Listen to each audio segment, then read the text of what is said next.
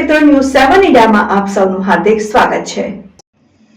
અમદાવાદમાં એસીના ગોડાઉનમાં લાગી આગ। એએમસીને જાણ કરવા છતાં ન કરી કાર્યવાહી। આગ લાગવાની તંત્ર માટે કોઈ નવાઈની વાત નથી। વારંવાર બનતી આગની ઘટનાઓમાં દોડાદોડી થાય છે અને તપાસ થાય છે, પછી આગળ થાય શું। ડીસામાં આગ લાગી હતી તેનો મામલો હજી શાંત થયો નથી, ત્યાં વધુ એક આગની ઘટના સામે આવી છે।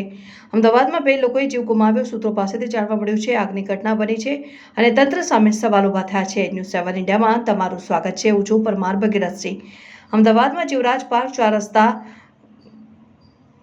ગાંધી ચોક સોસાયટી એસીના ગોડાઉનમાં ભારે આગ લાગી। એસીમાં વાપરતા ગેસની બોટલો આગ લાગતા નાસભાગ મચી। મકાનમાં મોટાભાગના એસીના બાટલા હોવાથી અભયનો માહોલ છવાયો। આગ ગણતરીના મિનિટોમાં વિકરાળ સ્વરૂપ ધારણ કરી લીધું।